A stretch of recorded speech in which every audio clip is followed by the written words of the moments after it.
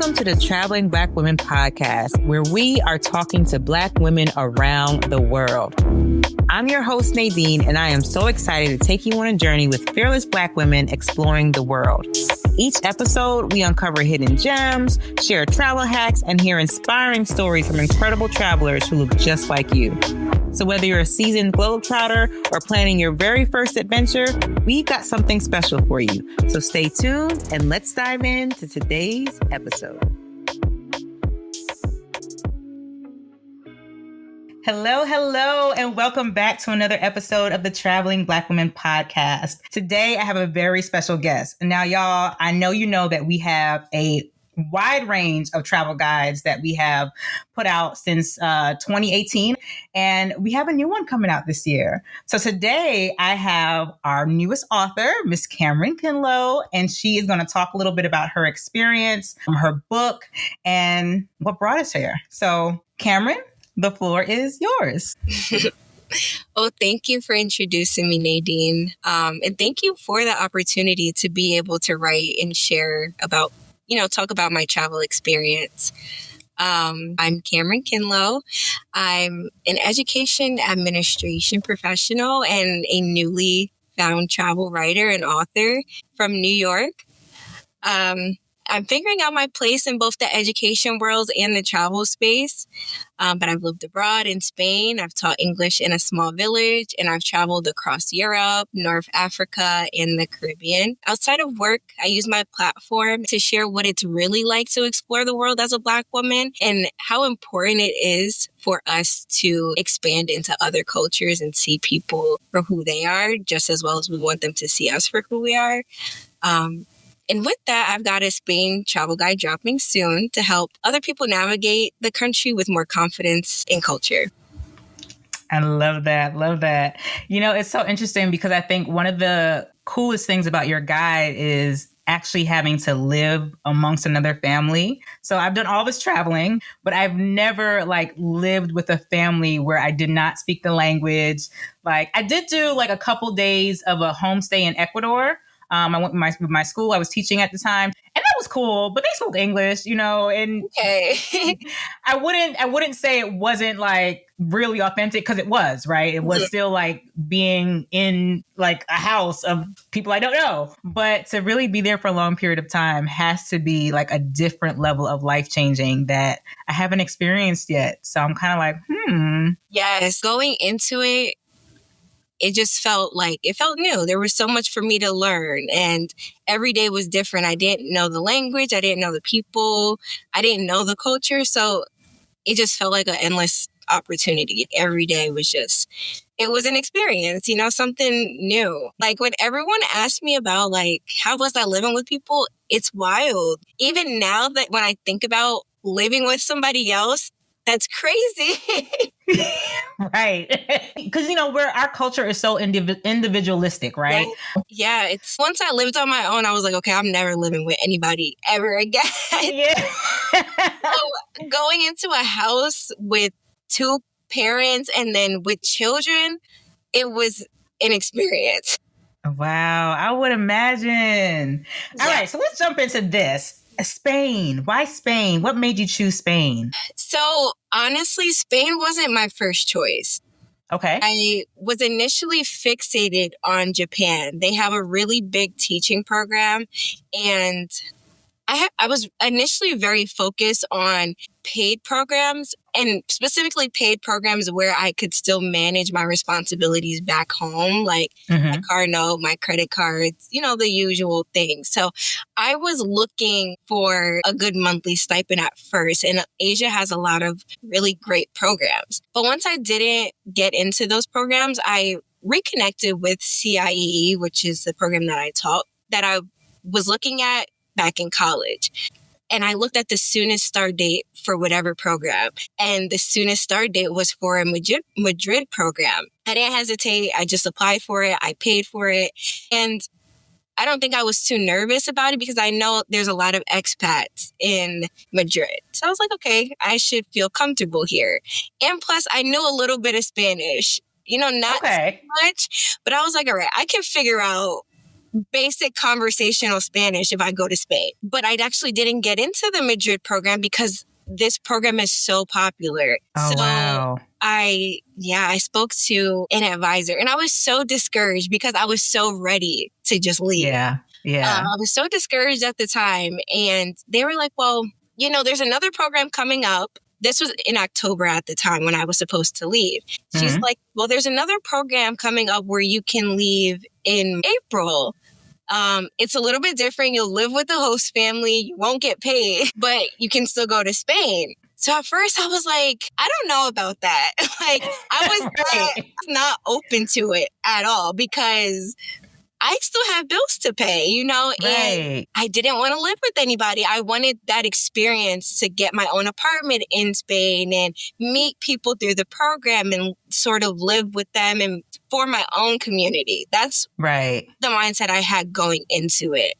Okay. But then with the volunteer program, it ended up just working out perfectly. Like there was no wait list. The program fees there was basically no program fee compared to the paid program. And they handled the placement. They handled the host family. I got the host family paid for the meals. So there was nothing I really had to do on my end. So I just went with it. And it ended up being great. So what was like your first impression? Like when you got there and was like, all right, I'm in it now. There's no turning around. I'm here. I think just coming from New York and I haven't lived in any other state other than New York. Like my parents, born and raised in New York, my family's in New York. So I'm very exposed to the hustle and bustle. Granted, I don't live in the hustle and bustle anymore. I live outside of the city, but my family is born and raised in New York City. So it was a surprise, all of it. I guess going into it, I didn't know what to expect.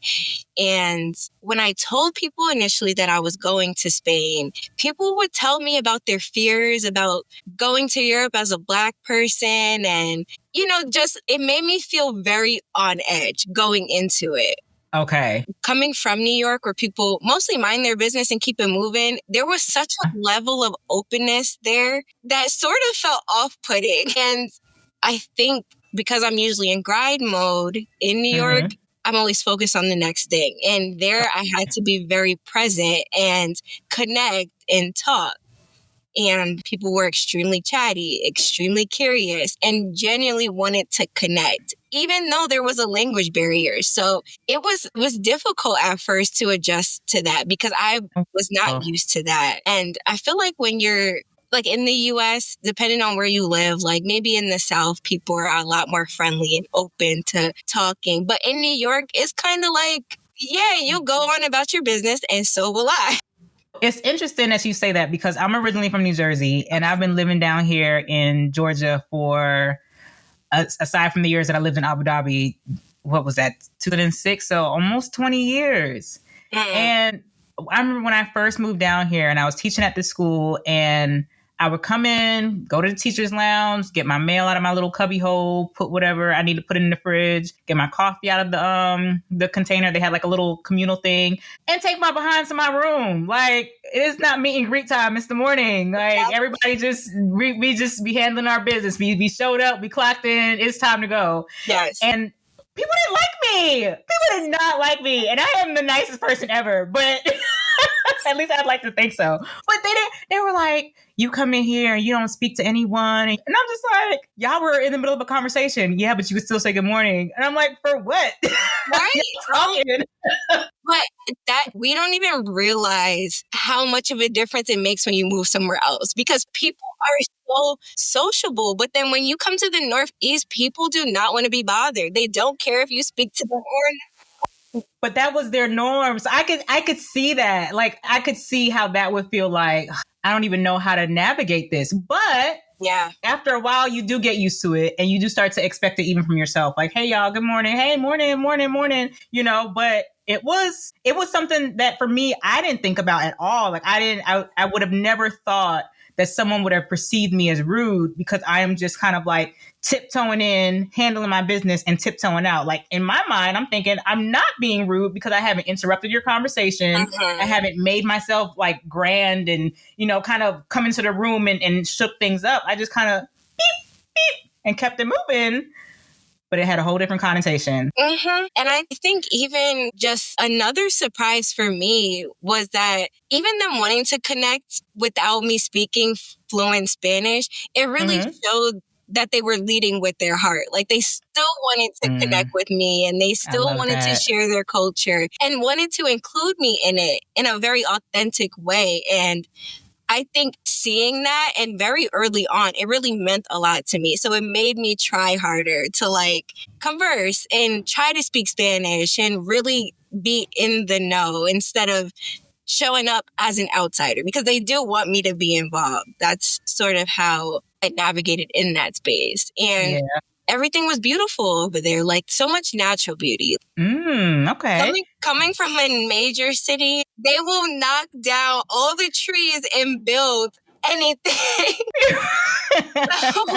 So I guess just being able to just go outside and see like these landscapes and see castles, it was just like, wow, this is God's creation for real. Like, oh, wow. I'm seeing it in real time. Everything was a surprise. There was nothing that didn't catch me off guard. So what does that feel like? Like when you're going from a place where you look around and everything is brick city, you know, everything is like, there isn't a whole lot of greenery and nature that really holds you. What did that feel like for you? I think being able to see all of this natural beauty, it made me realize that life can be slow. Like it made me be more intentional and pay attention to outdoors. Whereas like, I know there's no trees. I know there's no landscape in New York. I can just drive and like aimlessly drive. I don't want to say it in a bad way, but like, I can't get lost in the scenery here. Yeah. Whereas like there, it's like, wow, like, how is this a real thing? You know? So it really slowed me down, but in a good way. Wow. And then coming back, what was that like? It was very hard to come back because I was so immersed in the culture. Because I lived with the family and I did the everyday things they did, and they were so drastically different than how it is in the US. That's what made it hard. Okay. When you're in the US, it's normal to show up in your sweatpants and binge watch TV and eat fast food and just stay at home and be a hermit. Like that's normal here. Yeah. Whereas in Europe, it's the complete opposite. Like I lived in a village where there was no fast food anywhere. So every meal I had for the entire time was cooked. Breakfast, lunch, and dinner. And people are walking and socializing. I'm walking up hills through the village and in like 40K steps. So it was very different and very hard. And then I came back where we were transitioning from fall to winter. And I didn't realize seasonal depression was a thing. Like getting access to vitamin D, it really did affect me. I was going outside. My life was outside for months. And then coming back to New York, where the winters are brutal, it was tough. Man. And it's interesting because you think about stepping outside your comfort zone, right? And the fears and the hesitations that we have right before we do that.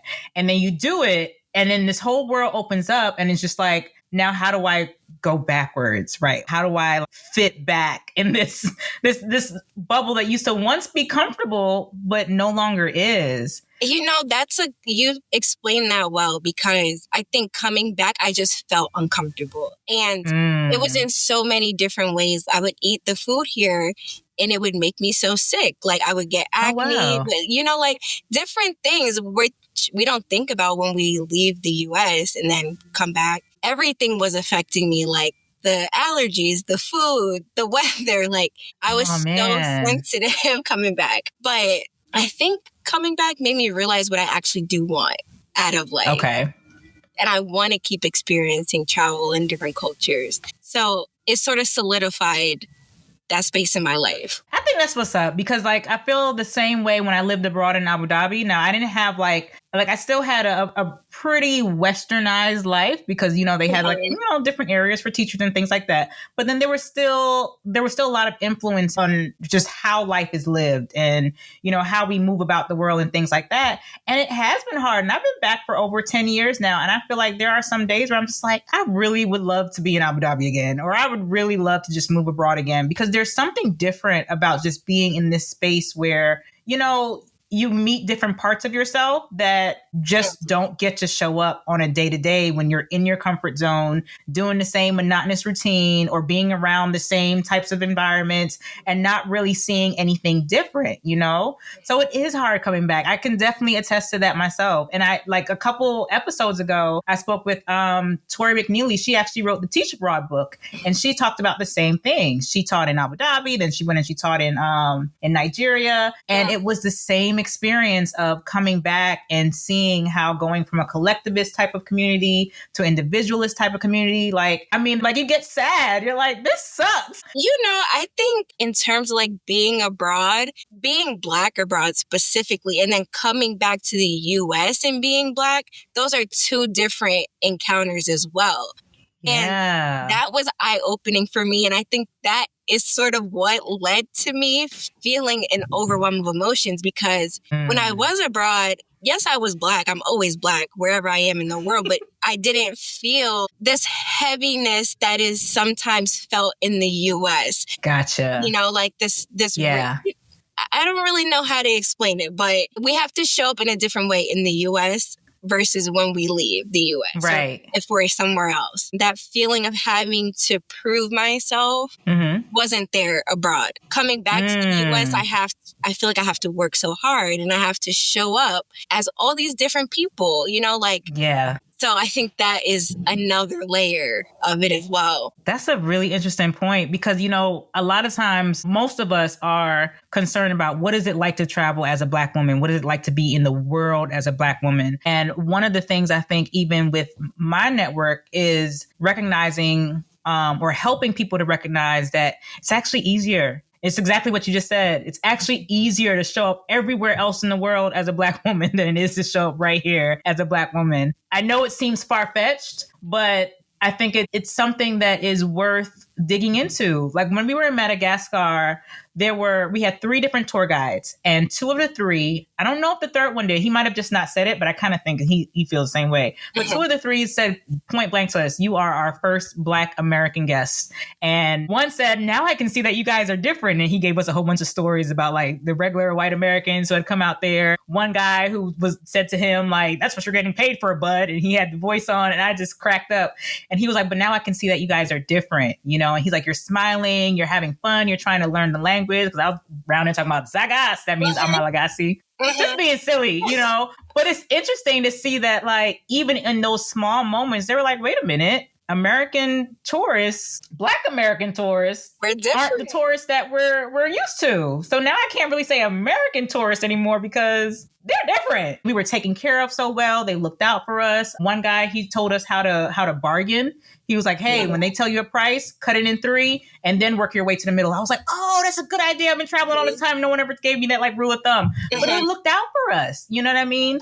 And I thought that just felt good. Yeah. But then you come back and it's something every other day. Exactly. And I think it's important, especially for people that are for Black people that are just starting to travel, don't expect to be treated how you are in the US abroad. Like, you can't go into these countries with a chip on our shoulder. Yes, there are things that have happened historically, but I've had nothing but great experience. And that doesn't mean that there won't be bad experiences in certain cultures. But I think when we bring race into it outside of the US, it can be a little bit of a disadvantage because people treat us well knowing that we're from America, but we're Black, you know? Yeah. It's a very different energy. It's actually interesting because even with that, just learning that I was treated differently because I was Black American in a good way. They see you and they kind of see parts of themselves. I feel like they see the diaspora, right? We all have, or the majority of us have, this like shared history. You know what's going on in your home country, right? If you're from Colombia, if you're from Central America, you know, even some parts of Africa, you know the dynamics of politics of your country. Yes. And you know what it means for certain groups of people to not have the same as other groups of people. But for some reason, America is always seen as this like great white hope, right? Like this land of milk and honey. Yes. And then we show up and I think in their mind, it clicks like, oh, you are a group of people in a country, in a land that's politicized for whatever reason. But you're here. You're sharing my culture, and I can see that you're different. So I'm going to look out for you because I know that you're here or you exist in somewhat of the same ways that I do. There might be some economic differences there and things like that, just based on the simple fact that we can travel. But I think that there is some level of knowing that's just like, I already know what you guys got going on. You want empanada? You want something to eat? Because I got you. Exactly. That's actually so funny because I just traveled to Belize and I was so interested because they all look so different. Like they have it's such a melting pot. And I would talk to people that look just like me and they will look out for me. And then there were other people that were like, oh, where are you from? And saying I'm from America, it was a surprise to them. And I've noticed that like a lot of places I travel, like they're surprised that we're from America. And it just made me feel like even just being in Europe, it made me realize like there is something that comes of being a Black American. I'm Black American. My family is from the United States. Played a big role in this country. But it's interesting to see what other cultures think is American when really Black culture is American culture. Yeah. Because I remember being in Morocco in a store and this, like, the whole staff is like rapping it. I can't remember what was playing. It might have been a Drake song. And they knew every word. Yeah. The time I turned around and asked for a size small in a shirt, they were like, huh? And I was just like, wait a minute, you just rap that whole song. You don't speak English? Right, exactly. And we've influenced so many different parts of the world, which is so interesting. Yeah. It's like seeing that people love the NBA, they love hip hop, and they love fashion, a lot of fashion that is specifically tied to Harlem. It is so interesting to unpack that when I'm abroad. So talk about that, because I know in your book you talked about sharing that with the students and being able to explain to them like parts of Black culture. So what were those conversations like? It was very interesting because I'm Black American, they didn't quite understand that. I was the first Black American they've ever had. So there was a lot of questions, but I knew they were just curious.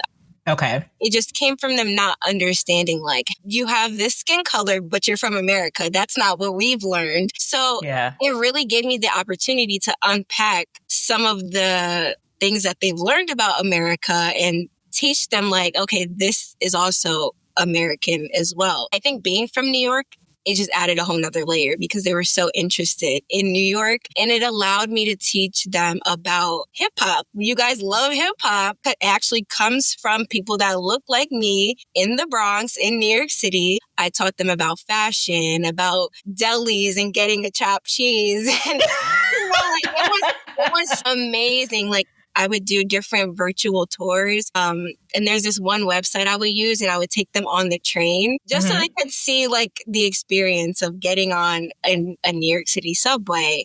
Oh, that's dope. And then even just exposing them to like different parts of New York, because everyone thinks New York is New York City when you have beautiful places like the Hudson Valley that have all of the scenery and greenery. But it was very interesting. They asked a lot of questions about my hair and my culture and my family and the types of food that I eat. So I really could just show up authentically every day. And it just felt great to do that. I love that, because we assume that because someone is enjoying our culture that they automatically understand it. And sometimes they simply don't, especially as kids. You know, it just, hey, this song sounds fun. This whatever sounds fun. This dance move, this TikTok, this whatever sounds great, but they may still just not understand it. And I'm glad that you had that opportunity to be like, all right, let me tell y'all what this is, you know, because that bridges gaps. Yeah. And I think that was why I enjoyed the opportunity so much, because I was really just going into it with no platform. I'm just supposed to be assisting teachers with English. And my role was to be the native speaker in the room. Gotcha. But the teachers gave me so much freedom to explore my culture and really dive into that because they were interested as well. It was really interesting teaching them about Black culture specifically because it varies depending on where you are in the US. Like, yeah, in the DMV, they do stuff that's different than how I would operate in New York. But then if you go to Houston, they have rodeo culture. And then if you go to California, they're wearing bandanas and Converse. yeah. So getting into that, I learned a lot as well because I was like, wow, the US really is so different depending on where you're at. Yeah.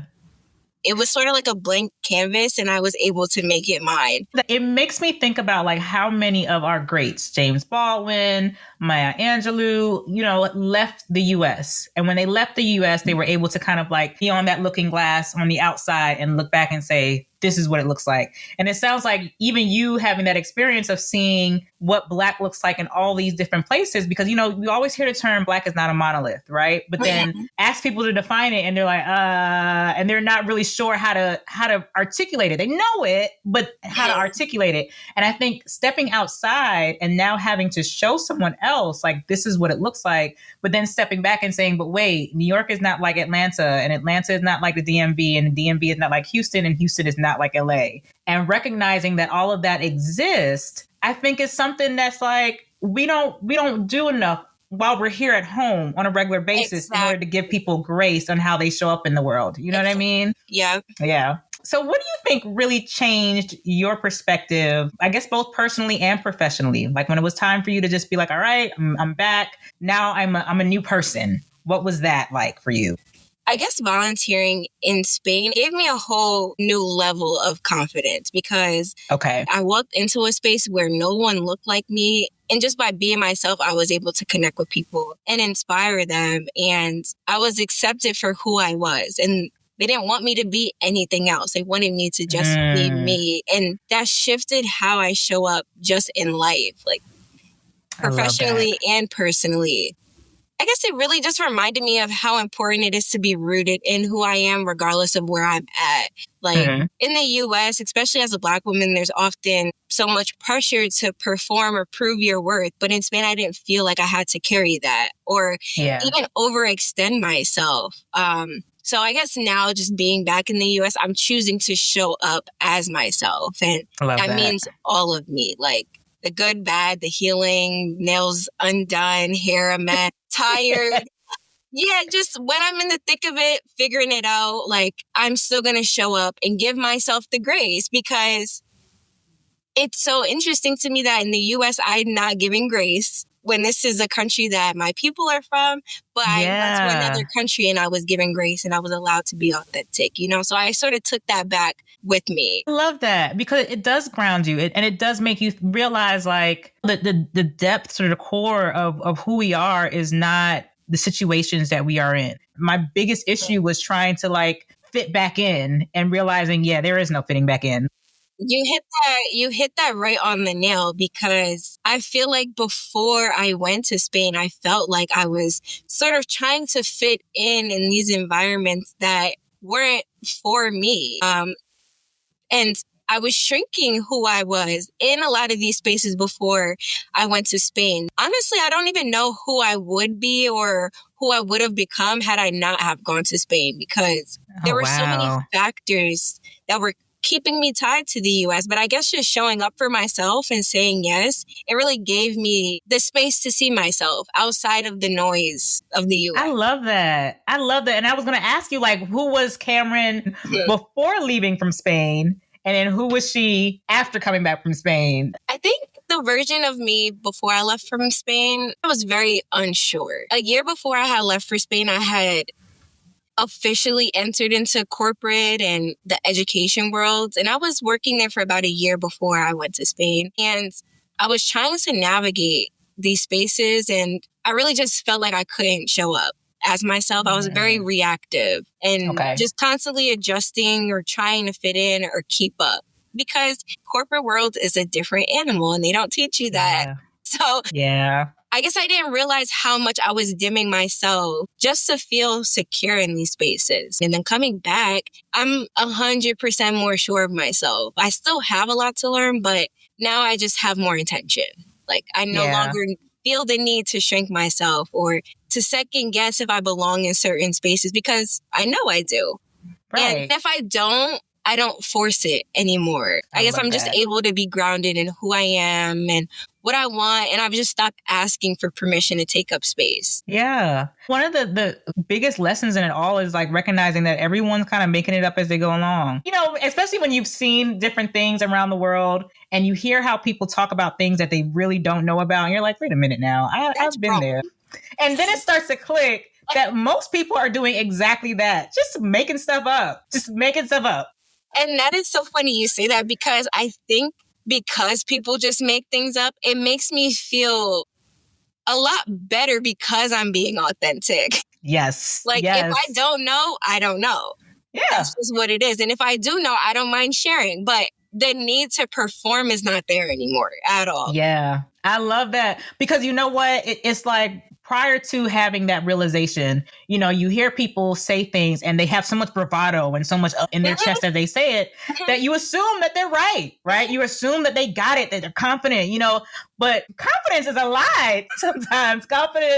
Sometimes people wear confidence and it's a complete mask, you know? Yes. And when you start to have those realizations, you learn that, one, confidence isn't loud. So to have that confidence, you don't need to be doing all of that. But then most importantly, as you start to see through the false confidence that a lot of people have, or just turn something on in you that's like, you know what? I got this. If I fail, I fail. If I succeed, I succeed. But I got this, because y'all around here making it up anyway. So... Yeah, and I'm realizing now I'm not in competition with these people. It's really just me. You know, this is my reality. I create the world that I want to live in. I don't need to compete with other people, or it's easier for me to just show up as who I am. Yeah, absolutely. I love that. All right. So tell us a story about a situation that you found yourself in Spain, that really was like, all right, I am way out of my depth here. But at the same time, something that really was like an aha moment. There were a lot of moments, and they weren't big moments either. They weren't like these extravagant things. I think a lot of those aha moments came from very small interactions. Like, most of them were with my host family, because living with another family is already a big shift. But I guess what really would make it known, like, okay, you are doing something that is just not normal. We would go to like different family gatherings, like paella, or, you know, like we would just be around other people that were their family. And I would be surrounded by all of this laughter and all this conversation and the inside jokes. And a lot of the time I was not able to follow because of the language barrier. Right. I guess I would just be looking around and I would be like, wow, this isn't the family I grew up with, which wasn't a bad thing. It was just very unfamiliar. I knew they were my Spanish family, and I knew they were warm, and I knew they were welcoming, but it was still very new. No matter how long I was there, it always felt new, because I'm looking around like, okay, this is different. Like, I'm really here. Yeah. And I guess that feeling of being both included in their family, but also being on the outside, that kind of stuck with me. It reminded me, like, okay, I'm adapting, but I'm sitting in the discomfort, even though I'm deeply cared for by these people. Wow. Okay. Yeah. I can see that. Yeah. It's just, I guess, just listening more and just being able to sit with those uncomfortable feelings. Like, sitting with them, it made me realize, okay, you're out of your comfort zone, but it's okay. You know, because these people are not here to harm you. They're here for you. You know what? And I think that's a really good lesson for a lot of people to learn, because a lot of times when you're out of your comfort zone and you're not able to sit with it, or you're not self-aware enough to sit with it, you tend to think that it's a bad thing. Or you tend to think that someone's against you, or there's a need for you to now tense up and puff up and, you know, be this aggressive person. And having the strength and the intelligence to sit with it and say, I'm uncomfortable, but I know these people aren't here to hurt me. I just have to sit with it, I think says a lot. It really speaks to the open-mindedness that you had to have to just be in that space and learn from it and not just be afraid of it, not to stick with that fear. So that's pretty noble. I think that's pretty dope for you, Thank you. Yeah, you're welcome. I guess just being there, I had to realize like I am in these people's home. They aren't in my home. Like I am in their culture, in their house. I am around their kids, their family, eating their food. They've done nothing to me. So absolutely, you just have to go with it. So I was not like that before I left Spain. I mean, before I went to Spain, it really just has shifted. And I guess over there, they are pretty free as well. Like, they have a saying called no pasa nada, which is like, don't worry about it. And they say it like, nothing is that serious to them. So I guess like, who am I to come bring my American self in their culture and be like all tense and doing the most? Right. It's like, for what? Yeah, absolutely. So what do you think you brought back? Do you think you brought back some of that no pasa nada? Like, do you feel like you brought back some of that energy and how you move about the world? Yes. But I think the experience as a whole, it pushed me more into my faith. It allowed me to just lean into the things that I don't know, Because like I mentioned, like I didn't know how a lot of the days were going to go because you know how you overhear the conversations like, oh, I'm going to the store and then later we're doing this. I couldn't grasp that. So like a lot of the time I was just showing up and like just going with it. Gotcha. So being okay with letting go of control, like just being able to be present was something I brought back. Like I guess I just stopped thinking like, what if this goes wrong? Or like I just trusted that it was for me. And if it was a bad experience, that was for me too, to learn from it. So I guess just releasing that control. Like there's so much pressure to have everything planned out. But I couldn't control anything there. Like I was following these other people's lifestyle. I just learned to let myself flow. Sounds like you've learned to just be, right? To just be in the world. Like we try to like hold on and control so many things. And it's like, for what? It's going to do what it's going to do anyway. Yeah.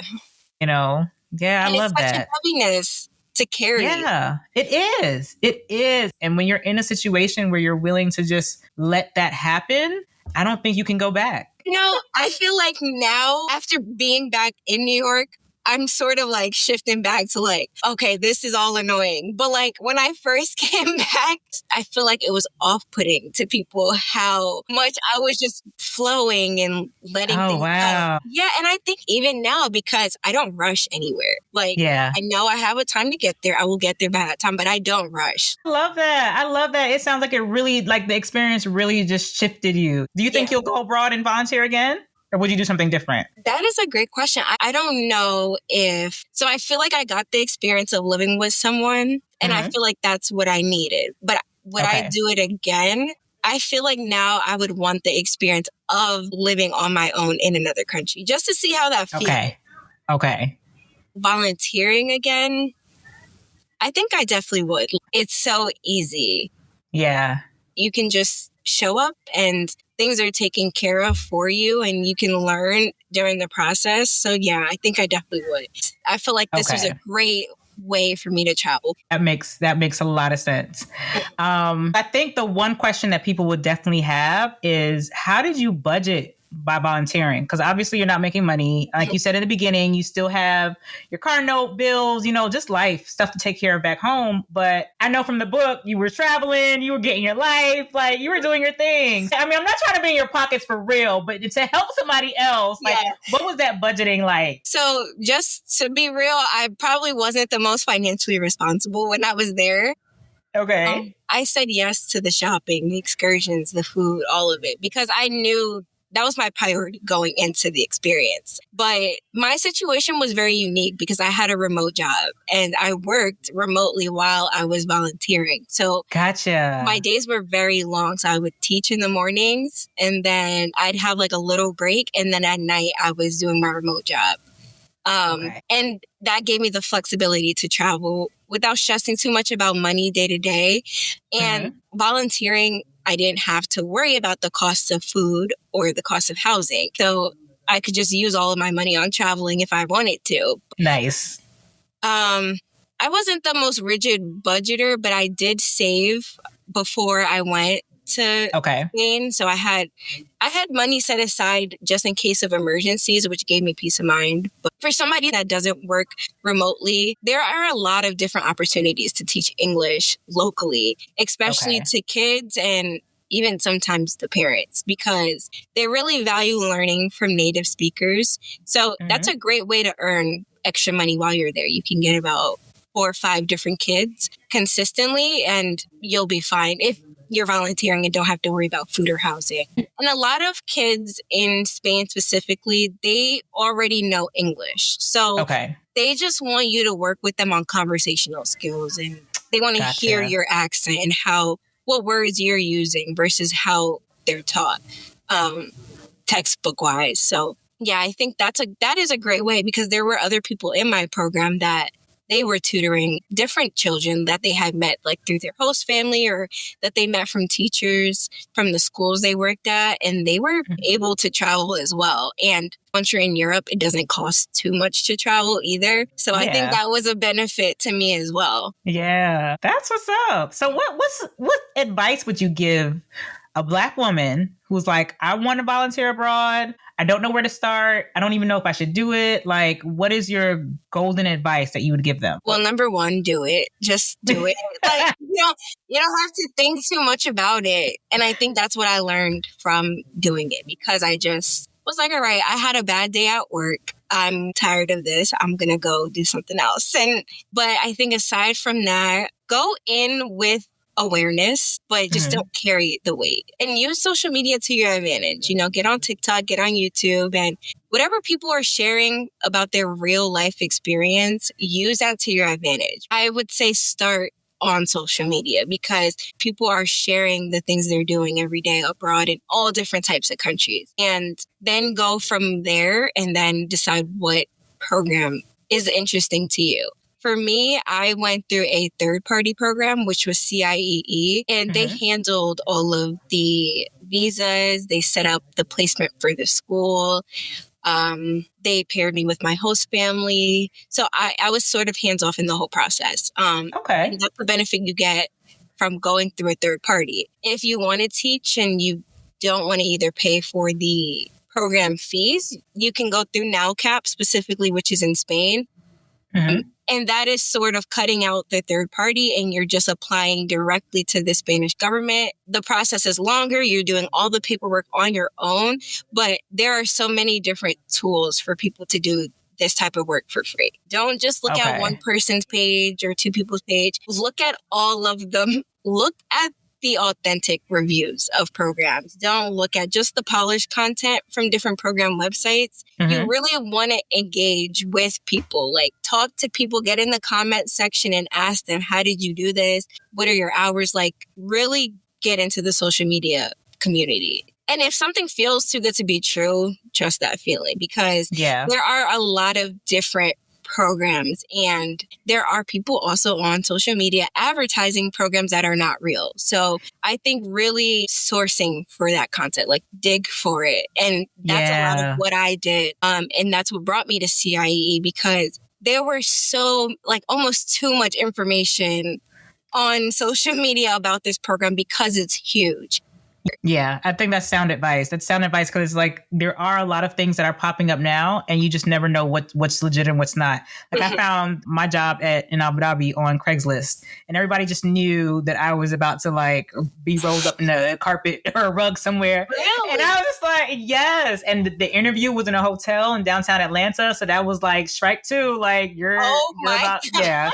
What are you doing, Nadine? What are you doing? But something just felt normal. It was a company. Yeah, it was a company called Canada.com.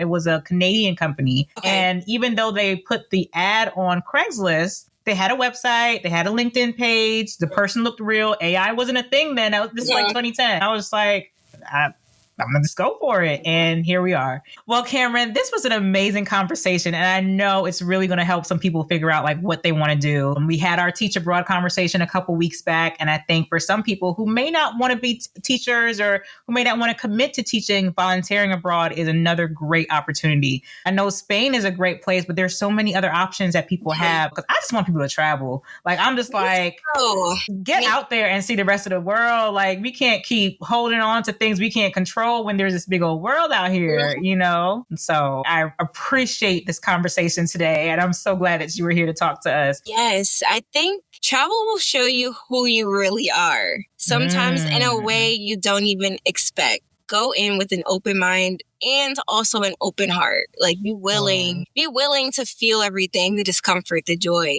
the moments of doubt, the breakthroughs. You know, like don't go chasing the things you see on social media because people will post the prettiest parts of travel, but travel can get very ugly and so many things can go wrong. So, but you know, that's where the growth is. I think that's where the transformation actually happens. So love that. I love that. That's sound advice. I agree wholeheartedly. I've learned the most about myself as a traveler in those moments where I'm like, yo, where are all my cards at? I don't have a phone or, you know, like stuff just goes wrong. And you can't even like plan for some of the things that go wrong when you travel. You know, some things are just like, wow, I wasn't even expecting that. And you just got to be resilient and figure it out. You're right. You're absolutely right. I mean, it is part of like really stretching yourself and seeing what you're capable of, you know? It will test. Man. Yeah. It will. It sure will. This was a great conversation. Well, y'all, thank you for tuning in to another episode of the Traveling Black Women podcast. We had Kamryn with us today, and she just dropped some amazing gems on how volunteering abroad, just being abroad in general can really change your life. So tune into our next episode, and we'll see you later. Bye. Bye, y'all. Thank you so much for tuning in to the Traveling Black Women podcast. You can find us online at www.travelingblackwomen.com. And there you can find plenty more travel resources to help you plan your very next trip. We've got travel guides, we've got a blog, we've got our vlog, and you just listened to our podcast. I look forward to seeing you around. Thanks for tuning in.